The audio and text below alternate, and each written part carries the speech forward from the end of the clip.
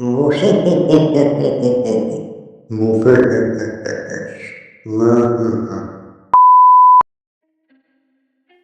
कभी कुछ fictional character इतने रियल लगने लगता है कि उनसे एक कनेक्शन बन जाता है। वो ज़्यादा बोलते नहीं, लेकिन उनकी प्रेजेंस सब कुछ कह जाती है। डेथ नोट का एल एक ऐसा ही कैरेक्टर है, एक जीनियस डिटेक्टिव जो दुनिया के सबसे डेंजरस क्रिमिनल्स को पकड़ता है बिना अपना फेस दिखाए। उसका बैठना, चलना, देखना सब कुछ नॉर्मल से अलग है, लेकिन उसका माइंड बहुत अलग।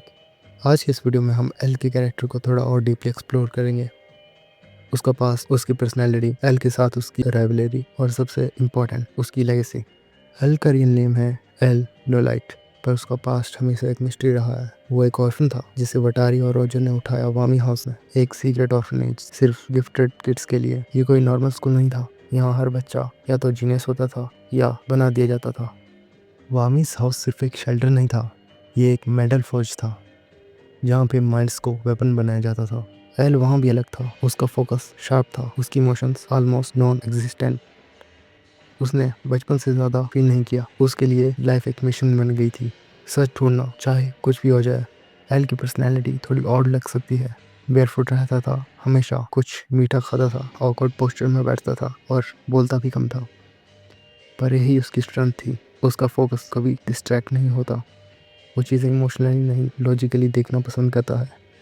उसका एक फेमस अप्रोच था, अगर किसी चीज़ के होने के 1% भी चांसेस है तो मैं उसे 100% ट्रीट करूँगा जब तक उसका प्रूफ ना मिल जाए।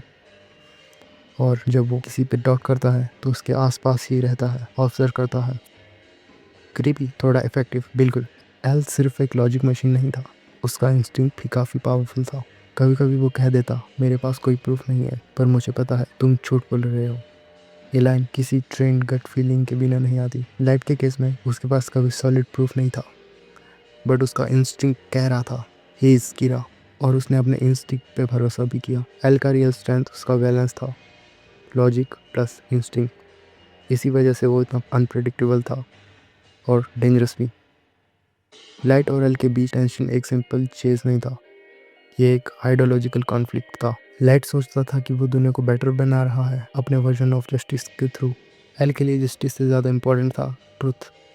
उसके लिए लाइट सिर्फ एक क्रिमिनल नहीं, वो एक पजल था जिसे सॉल्व करना उसकी लाइफ बन गई थी।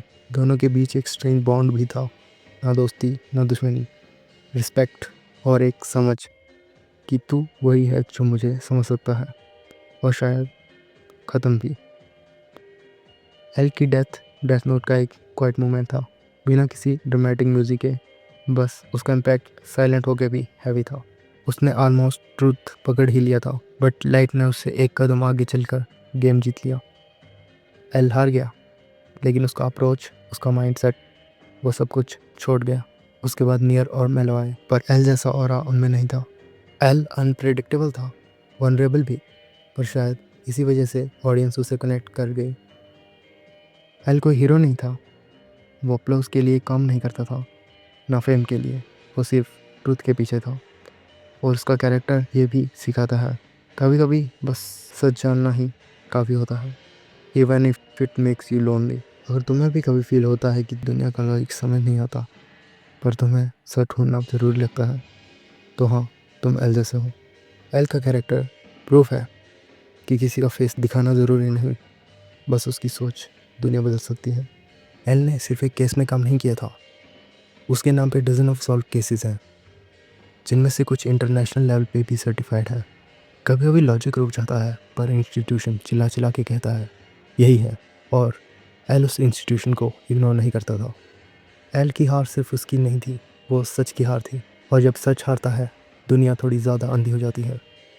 हीरो होने के लिए केप ज़रूरी नहीं होता, कभी कभी सिर्फ एक चेयर, एक लैपटॉप और एक ऑब्सेसिव माइंड काफ़ी होता है।